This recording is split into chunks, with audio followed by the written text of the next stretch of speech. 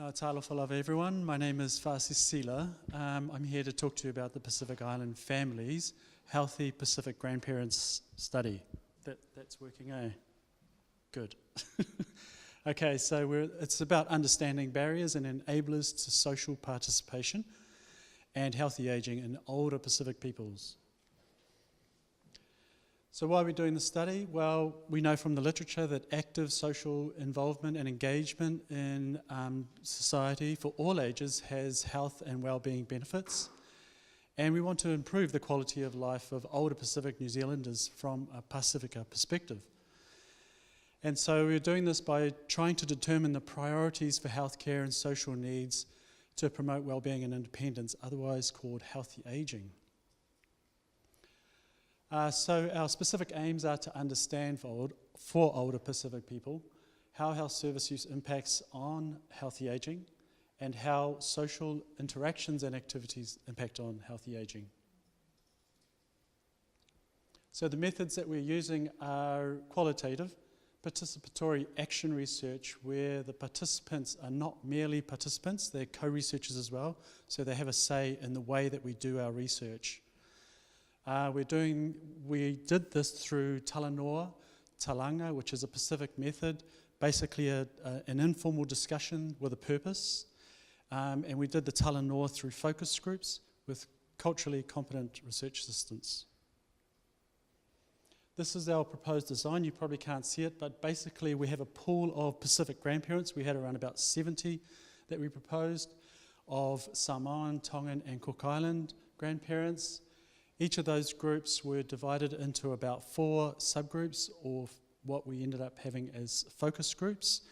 And we did 2 rounds of focus groups with all of these groups, 2 rounds of focus group Talanoa, and then we did a preliminary analysis to generate some themes. We developed a recruitment pamphlet which was translated into Samoan, Cook Island and Tongan, which was really appreciated for those relevant ethnic groups.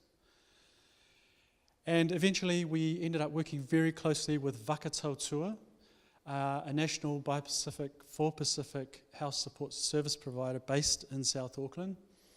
And we got support from the CEO, Vui Mark Goshi, and support from their National Operations Manager, Christina Sofele, and Tina Mataiti, who is the Disability Coordinator, but also is involved with the older Pacific people's support groups.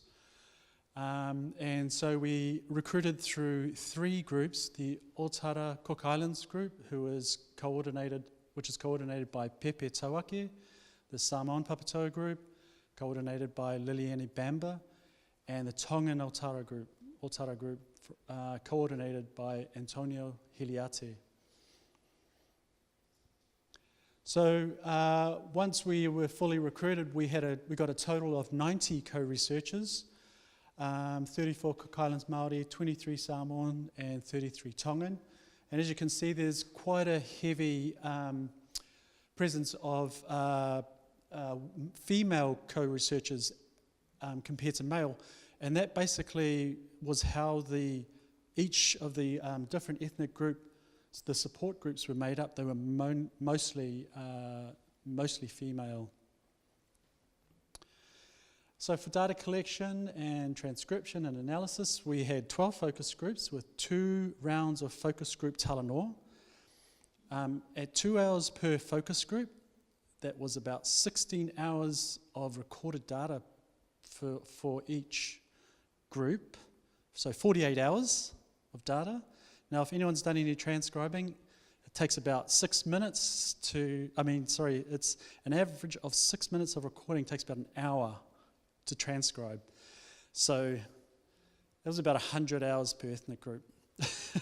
Quite a lot of transcribing in the Indigenous language and then translating it back to English in order to do our thematic analysis, which I will present some provisional results now. So for Samoan, what was the factors in healthy aging? Well, enablers were faith, the faith in their God, There was talk of personal responsibility, protection, and traditional knowledge. And keeping connected to family, especially grandchildren, were really important in healthy aging. What were the barriers? Well, migration was responsible for unavoidable change in lifestyle behaviours. There was also poor self-discipline in terms of adhering to healthy behaviours such as good diet, and also a lot of worry about grandchildren, not being able to care for their grandchildren. And there were family and cultural responsibilities. What about social engagement? Well, 3 themes came out mostly on top were the church, family, and community. For church, they were able to fellowship with their fellow churchgoers. They were able to share knowledge and skills, and also be involved in group and club activities. Family was very important, where there was intergenerational support, cultural support between the grandparents and the grandchildren, and vice versa.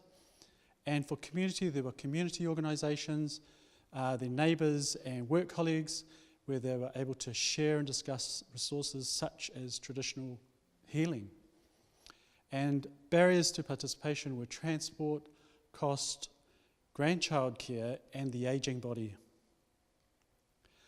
What about participation in healthcare settings? Samoans generally trusted their health professionals and followed their advice.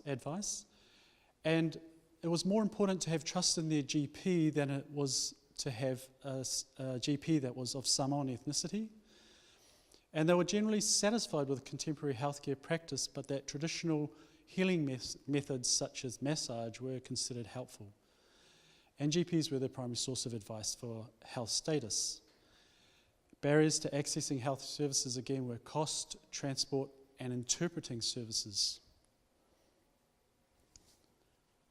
What about Cook Islands Māori for healthy ageing? Enablers for healthy ageing for them were physical activity, nutrition, and again traditional remedies. And also again personal responsibility and accountability, support from family, spouse, friends, and organisations, and traditional knowledge, narratives, and histories seem to be really important for psychological health. People like to reminisce about the things that happened back in the days. The barriers were low social involvement and family communication, poor family relationships, that is with spouse and children, and there was also some discussion around women bearing the brunt of men's frustrations, their own health frustrations, and that seemed to have health consequences for the women themselves. And other barriers were poor self-discipline, low self-esteem, delayed grief, and loneliness. What about social engagement? Similar to Samoan, church, family, and community, but one thing that came out as different was the social media played an important factor for social engagement for Samoans, in that they were able to communicate with family either, that lived outside of the city or back in home in the Cooks. And the same barriers to participation were transport, grandchild care, and costs. Barriers to participation in healthcare and social settings, social service settings, were distance to practitioners and lack of transport, inconsistent GPs at collective practices, complex medical terminology at GPs and hospitals could be related to lack of interpreters in terms of filling out application forms, some mistrust in conventional medicine and dosage, so a lot of people were taking large amounts of medication, shyness in terms of asking for help, lack of knowledge of what sort of services were available, and these issues resulted in avoidance of health and social services. So we're going into phase 2 now. In a fortnight we report back to the Tongan grandparents group. We'll be nominating representatives who will speak on behalf of those groups when we approach stakeholders. We're working to prioritise issues to address, developing sustainable action strategies to address those priority issues. And we're having ongoing meetings with the stakeholders.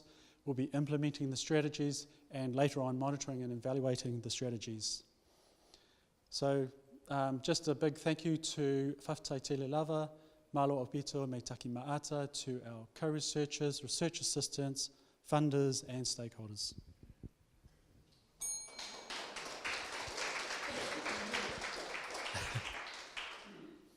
No time for questions.